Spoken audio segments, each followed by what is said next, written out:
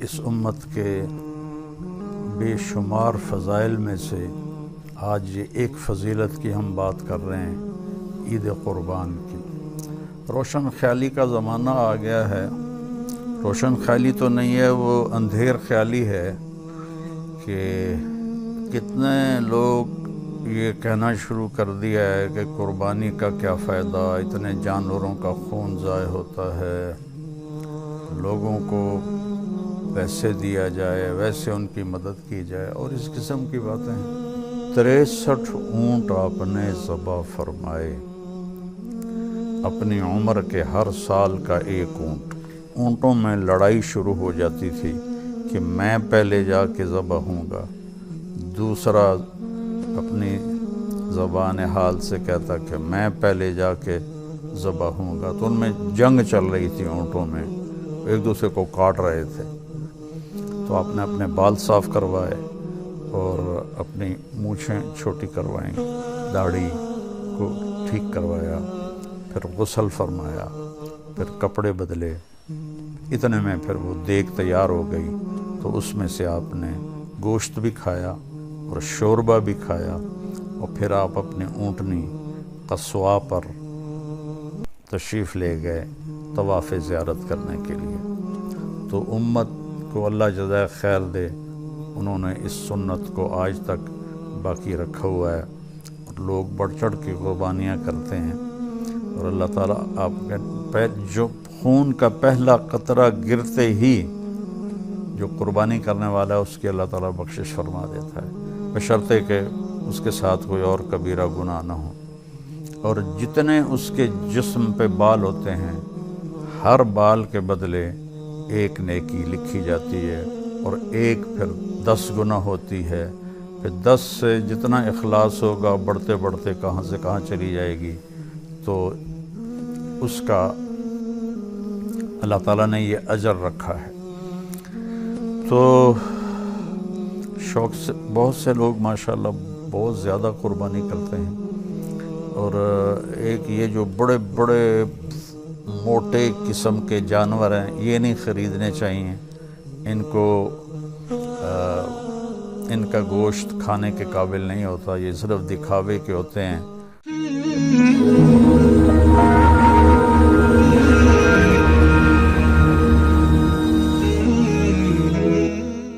السلام علیکم ورحمۃ اللہ وبرکاتہ۔ بسم اللہ الرحمن الرحیم، والصلاة والسلام علی رسولہ الکریم وعلی آلہ واصحابہ اجمعین۔ اللہ تبارک و تعالیٰ کی اس امت کے ساتھ جناب رسول اللہ صلی اللہ علیہ وسلم کی طفیل اور ان کے صدقے میں بے شمار مہربانیاں ہیں، ان گنت مہربانیاں ہیں۔ اس میں ہمیں 2 عیدیں بھی ان نعمتوں میں شامل ہیں جو کسی امت کو رمضان کے بعد عید کی نماز نہیں ملی، اور 10 ذو الحج کو عید قربان نہیں ملی، اور قربانی کرنا یہ نہیں ملا۔ اس امت کے بے شمار فضائل میں سے آج یہ ایک فضیلت کی ہم بات کر رہے ہیں، عید قربان کی۔ روشن خیالی کا زمانہ آ گیا ہے۔ روشن خیالی تو نہیں ہے، وہ اندھیر خیالی ہے کہ کتنے لوگ یہ کہنا شروع کر دیا ہے کہ قربانی کا کیا فائدہ، اتنے جانوروں کا خون ضائع ہوتا ہے، لوگوں کو ویسے دیا جائے، ویسے ان کی مدد کی جائے، اور اس قسم کی باتیں۔ تو ایک آیت ہے، یا ایھا الذین آمنوا لا تقدموا بین یدی اللہ ورسولہ، اے ایمان والو اللہ اور اس کے رسول سے آگے مت بڑھو۔ اب یہ اس وقت تو یہ حکم تھا جب صحابہ تھے، تو جب آپ چل رہے ہوں تو ان کے آگے مت چلو، لیکن قیامت تک کے لیے قرآن ہے، تو اس کا معنی جو مفسرین نے کیا ہے وہ یہ ہے کہ اللہ اور اس کے رسول کی بتائی ہوئی ترتیب زندگی کو کراس مت کرو، اس کے آگے نہ نکل جاؤ۔ ہماری عقلوں کا معیار کیا ہے، ہمارے علم کا معیار کیا ہے؟ تو میرے نبی نے حج کے موقع پر ایک بکرا آپ ذبح فرما دیتے تو آپ کی قربانی ہو جاتی۔ یہ سنت ابراہیم ہے۔ میں تھوڑا پیچھے چلا جاؤں کہ وَإِذِ ابْتَلَىٰ إِبْرَاهِيمَ رَبُّهُ بِكَلِمَاتٍ فَأَتَمَّهُنَّ قَالَ إِنِّي جَاعِلُكَ لِلنَّاسِ إِمَامًا قَالَ وَمِنْ ذُرِّيَّتِي قَالَ لَا يَنَالُ عَهْدِ الظَّالِمِينَ، کہ جب اللہ تعالیٰ فرماتے ہیں کہ جب میں نے اپنے خلیل ابراہیم کو امتحانوں میں ڈالا تو وہ ہر امتحان میں پورا نکلا، تو میں نے کہا کہ ابراہیم میں تمہیں لوگوں کا امام بناؤں گا۔ تو انہوں نے فرمایا میری نسل میں بھی ہو، تو کہا نہیں، جو ظالم ہوں گے وہ اس کے حقدار نہیں ہوں گے، جو فرما بردار ہوں گے وہ اس کے حقدار ہوں گے۔ اور اس میں جو ایک بہت بڑا امتحان لیا کہ 84 سال کی عمر میں بیٹا پیدا ہوا، 60 سال اگر 20 سال کی عمر میں شادی ہوئی ہو تو 64 سال دعا مانگتے رہے رب ہب لی من الصالحین، اور اللہ نے بیٹا دیا تو فرمایا اس کو چھوڑ کے آؤ یہاں سے دور۔ انہوں نے عرض کی کہاں؟ فرمایا جبریل تمہیں راستہ دکھائے گا۔ جبریل انسانی شکل میں ایک اونٹنی پر سوار ہو کر تشریف لائے، ان کے پیچھے حضرت ابراہیم علیہ السلام، حضرت حاجرہ علیہ السلام اور حضرت اسماعیل علیہ السلام، یہ تینوں ایک اونٹنی پر سوار۔ اور جب مکہ کے کالے پہاڑ آ گئے اور ایک وادی تھی نیچے، تو پہاڑ ایسے اوپر اس کے کھڑے ہوئے تھے، انہوں نے اس کو چھپایا ہوا تھا اس وادی کو، تو کہنے لگے یہاں چھوڑ دو اور تم خود واپس چلے جاؤ۔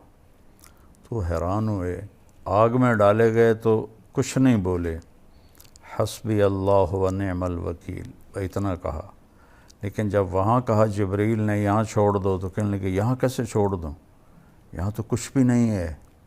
تو جبریل بولے کہ آپ کے اللہ کی منشا ہے، ان دونوں کو یہاں چھوڑ دیں، اس بچے سے اللہ تعالیٰ آخری نبی کو پیدا فرمائیں گے۔ تو یہ اتنی بڑی قربانی تھی، اور ان سے بڑھ کر قربانی حضرت حاجرہ کی تھی کہ اگر وہ آپ کی دوسری بیوی سے پیدا ہوتا تو وہ آپ کی ہم عمر تھی، اور اللہ نے ان سے بھی حضرت اسحاق ان سے پیدا ہوئے، وہ بعد میں پیدا ہوئے۔ ان کی جو بیگم تھی حضرت سارہ، تو ان سے نہیں پیدا ہوا، وہ مصر کی شہزادی سے پیدا ہوا جن کی 20-25 سال عمر تھی۔ تو وہ کہنے لگی آپ کدھر جا رہے ہیں؟ تو وہ خاموش، وہ حیران پریشان کہ مجھے اکیلے چھوڑ کے کہاں جا رہے ہیں؟ تو چلتے چلتے چلتے جہاں آج زمزم کے پانی کے وہ کنیکشن لگے ہوئے ہیں، کدئی اس کو کہتے ہیں، وہاں پہنچے 3-4 میل چل کے۔ تو پھر حضرت حاجرہ کو خیال آیا یہ نبی ہیں، کہیں اللہ نے نہ کہا ہو، تو فرمانے لگی اللہ امرک، کیا اللہ نے آپ کو حکم دیا ہے؟ تو آپ نے ایسے سر ہلایا کہ اذن لن یضیعنا اللہ، پھر اللہ ہمیں ضائع نہیں کرے گا، آپ چاہیں۔ وہ اونٹنے پہ سوار ہوئے، اور آپ ذرا تصور کریں، مسرات بھی سن رہی ہوں گی کہ 20-25 سال کی بچی کو مکہ کے کالے پہاڑوں میں، جہاں نہ انسان، نہ پانی، نہ سایہ، نہ درخت، نہ چھاؤں، اکیلے چھوڑ دیا جائے، اور وہ شہزادی، تو اس پہ کیا بیتی ہوگی، اس پہ کیا گزری ہوگی۔ تو ان کو دیکھتی رہیں دیکھتی رہیں. جب وہ پہاڑ پار کر کے نیچے چلے گئے تو پھر بوجھل قدموں سے واپس آئیں. تو اللہ تعالیٰ نے ان کی قربانی پر زمزم کا کنواں نکالا. تیسرے دن جو پانی دے گئے تھے، کھانا دے گئے تھے، وہ ختم ہو گیا. تو پھر انہوں نے صفا مروہ کے 7 چکر لگائے کہ کوئی انسان بشر نظر آ جائے، لیکن کوئی نظر نہیں آیا. 7ویں چکر میں وہ ان کا دم گھٹنے لگا اور سانس پھولنے لگا اور وہ گر گئیں. جب بیٹے کی طرف نظر دوڑائی تو وہاں ایک آدمی کو کھڑے دیکھا، تو پھر ایک دم بھاگیں تو دیکھا تو وہ آدمی تو غائب تھا، اور اس بچے جہاں ایڑیاں رگڑ رہا تھا وہاں سے چشمہ نکلا ہوا تھا پانی کا، جو زمزم کا کنواں کہلاتا ہے. اور اس سے پرانا کنواں دنیا میں کوئی موجود نہیں جو آج بھی اسی طرح صاف ستھرا پانی دے رہا ہو. اس میں کیڑے نہیں پیدا ہوتے، اس میں مینڈک نہیں پیدا ہوتے، اس میں وہ پانی میں سبز رنگ کی کائی جم جاتی ہے، وہ نہیں جمتی. کوئی مچھر وہاں پیدا نہیں ہوتا، اور کوئی اس کا کسی چشمے سے رابطہ نہیں، تعلق نہیں، کسی پیچھے پانی کے کسی حوض کے ساتھ یا پانی کے کسی خزانے کے ساتھ اس کا رابطہ نہیں. وہاں جو انجینئر تھے کنویں پر، وہ انڈین تھے، وہ مجھے ملے. انہوں نے بتایا کہ جب ہم چلاتے ہیں موٹر ٹربائن کو تو اس میں سوراخ ہیں کنویں کی دیواروں میں، ان سے پانی ایسے ابل کے آتا ہے. اور جب ہم بند کرتے ہیں ٹربائن کو تو وہ پانی بند ہو جاتا ہے، اور آج تک اس کا لیول کبھی بھی کم نہیں ہوا. تو پھر اللہ تعالیٰ نے فرمایا اب جاؤ اور ذبح کر کے آ جاؤ. تو جس باپ کی عمر کو تقریباً کوئی 90 سال سے اوپر ہو چکی ہو، اور وہ فلسطین سے چھری لے کر چلا ہو کہ بیٹے کو ذبح کرنے جا رہا ہوں، تو اس پہ کیا بیتی ہوگی ان لمحات میں، اس سفر میں، اس کے دن رات میں. کس طرح خیال آتا ہوگا، کیسے ذبح کروں گا، کیا ہوگا. اور پھر ان کو لے کر جب وہ پہنچے اس جگہ، وہ جگہ تو اب انہوں نے صاف کر دیا، پہاڑ ہٹا دیے ہیں، اللہ ان کا بھلا کرے، حاجیوں کی سہولت کے لیے. تو میں اس جگہ پہ گیا ہوں، میں نے دیکھی ہے جب پہاڑ کھڑے تھے. تو چاروں طرف پہاڑ ہیں، بیچ میں ایک چھوٹی سی وادی ہے. تو کہنے لگے بیٹا میں دیکھتا ہوں کہ میں تمہیں ذبح کر رہا. اور نبی کا خواب وحی کے برابر ہوتا ہے. تو انہوں نے فرمایا یا ابت افعل،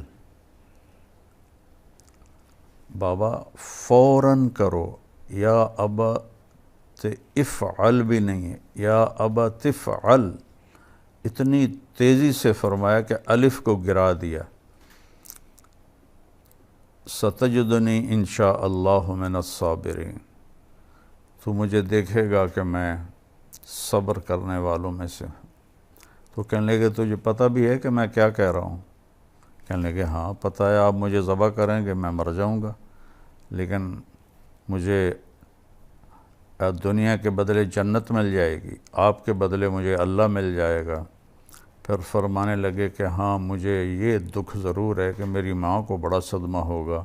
تو اپنا کرتا اتارا اور وہ ان کو دیا کہ یہ جا کے کرتا میری ماں کو دے دینا، جب میری یاد آئے گی میرا کرتا دیکھ لے گی. اور وہاں اللہ کا حکم پورا کیا، اور لٹا کر جب چھری چلانے لگے تو کرنے والا تو اللہ ہے. یہاں کوئی لوہے کا ٹکڑا نہیں آیا، یہ جگہ پتھر نہیں بن گئی، لوہا نہیں بن گئی، چھری موم نہیں بنی. چھری اسی طرح تیز ہے اور گردن اسی طرح نرم ہے، لیکن وہ اوپر سے حکم آ گیا نہیں کاٹنا.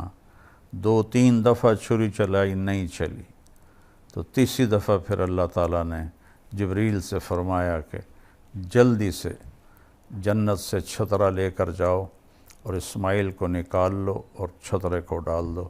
ابراہیم علیہ السلام نے آنکھوں پہ پٹی باندھی ہوئی تھی، اور جب ان کو لٹایا اوندھے منہ الٹا کر کے، تو ان کی کمر پہ اپنے گھٹنے کو رکھ کر ان کے سر کے بال پکڑ کے ایسے اٹھا کے گردن کو اوپر کیا، تو ایسے آسمان کو دیکھا کہ یا اللہ تو مجھ سے ناراض ہو گیا ہے کہ اسماعیل کی محبت میرے دل میں پیدا ہو گئی ہے، تو دیکھ میں اسے تیرے نام پہ قربان کر رہا ہوں۔ اس بات کو سن کر آسمان کے سارے فرشتے روئے تھے، اور دوسری دفعہ آسمان کے فرشتے روئے تھے جب ہمارے نبی پاک صلی اللہ علیہ وسلم کو طائف والوں نے اتنے پتھر مارے کہ آپ بے ہوش ہو کے گر گئے۔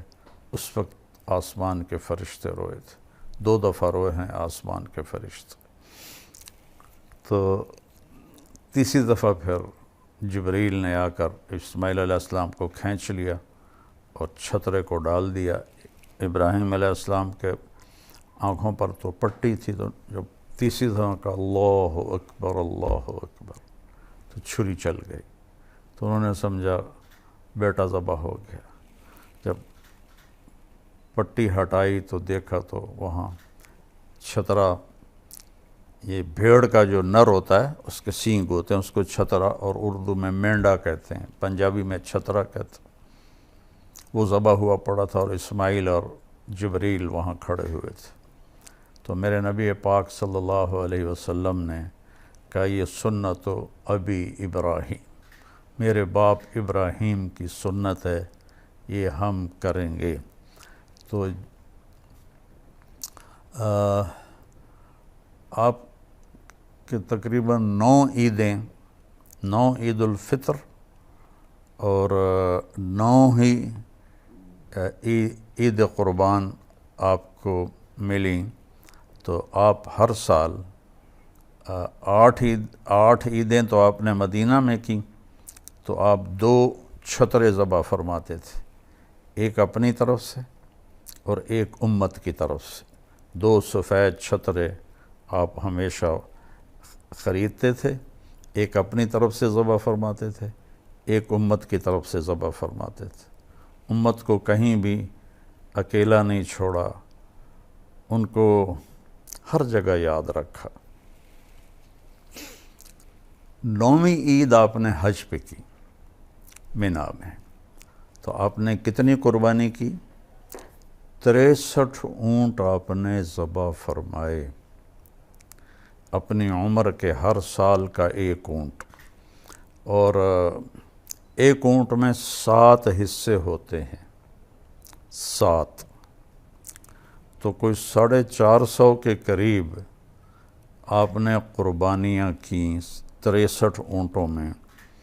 اور عجب بات تھی، یہاں اونٹوں کی یا جانوروں کی جب ہم اپنے وہاں قربانی کرواتے ہیں تو ان کو کھینچ کے لا رہے ہوتے ہیں اور وہ باں باں کر رہے ہوتے ہیں، اور خاص طور پر بڑے جانور کو جب گراتے ہیں تو ایک بڑا مسئلہ بنتا ہے۔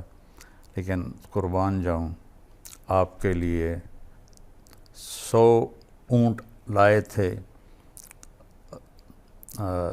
63 آپ لے کر آئے تھے، اور 37 حضرت علی یمن سے لے کر آئے تھے، تو 100 اونٹ کھڑے تھے، اس میں سے 63 کو الگ کر دیا گیا، پھر 5 اونٹ الگ آپ کے قریب کھڑے کر دیے گئے، اس میں سے 1 اونٹ آتا تھا اور وہ ذبح ہوتا تھا۔ تو 5 اونٹوں میں لڑائی شروع ہو جاتی تھی کہ میں پہلے جا کے ذبح ہوں گا، دوسرا اپنی زبان حال سے کہتا کہ میں پہلے جا کے ذبح ہوں گا، تو ان میں جنگ چل رہی تھی، اونٹوں میں ایک دوسرے کو کاٹ رہے تھے۔ تو آپ نے 63 قربانیاں اونٹوں کی فرمائیں۔ تو آپ بھی کہتے غربت کا زمانہ ہے، اور اس وقت تو غربت تھی بہت زیادہ، 63 اونٹ کے پیسے غریبوں میں تقسیم کر دو۔ تو اپنی رائے کو اللہ رسول کے حکم کے تابع کر کے چلنا چاہیے، چونکہ ہمارا علم بھی بہت تھوڑا ہے، ہماری عقل بھی بہت تھوڑی ہے۔ تو آپ نے حضرت علی علیہ السلام سے فرمایا کہ علی، اس کا گوشت، اس کی کھال، اس کے کھراوڑے سارے تقسیم کر دو، اور اس کی جو صفائی کرنے کی جو اجرت ہے کسائی کی، اس میں گوشت نہیں دینا قربانی کا، وہ میں الگ سے ادا کروں گا۔ اور اپنی بیویوں کی طرف سے آپ نے ایک گائے ذبح فرمائی۔ آپ کی تو 9 بیویاں تھیں، لیکن آپ نے ایک گائے ذبح فرمائی۔ تو اس کے بعد پھر آپ نے حضرت علی سے فرمایا کہ کچھ ہر اونٹ سے چھوٹا چھوٹا گوشت کا ٹکڑا لے کر آؤ۔ تو وہ لے کر آیا کہ دیگ پہ چڑھا دو۔ تو دیگ پہ چڑھا دیا گیا۔ تو آپ نے ناخن کٹوائے اور اپنے بال منڈوائے۔ وہ جو بال آپ نے منڈوائے تھے، آپ کے سامنے ابو زمع کھڑے تھے، آپ نے ان کو دے دیے۔ تو حضرت خالد ابن ولید نے منت کر کے کچھ بال کا یہ تقسیم کر دو، انہوں نے تقسیم کیے۔ خالد ابن ولید نے کچھ بال وہ ان سے لے کر نا اپنی ٹوپی میں سی لیے تھے، اور جب بھی وہ جنگ پہ جاتے تھے لڑنے کے لیے تو وہ ٹوپی سر پہ پہنتے تھے، اور اس کے اوپر وہ لوہے کی ٹوپی ہوتی تھی۔ کبھی کسی جنگ میں انہوں نے اس ٹوپی کو نہیں بھلایا۔ ایک دفعہ رومیوں نے حملہ کر دیا تو ساتھیوں نے کہا کہ حملہ ہو گیا، تو کہنے لگے میری ٹوپی لاؤ۔ وہ ٹوپی مل نہیں رہی تھی، تو صحابہ کہنے لگے وہ سر پہ چڑھ گئے ہیں، کہا اس سے بھی آگے آ گئے تو میں اس وقت تک نہیں اٹھوں گا جب تک مجھے ٹوپی نہ مل جائے۔ تو پھر وہ کہیں کسی کونے میں دب گئی تھی، وہ ٹوپی ملی تو پہن کے اوپر لوہے کی ٹوپی۔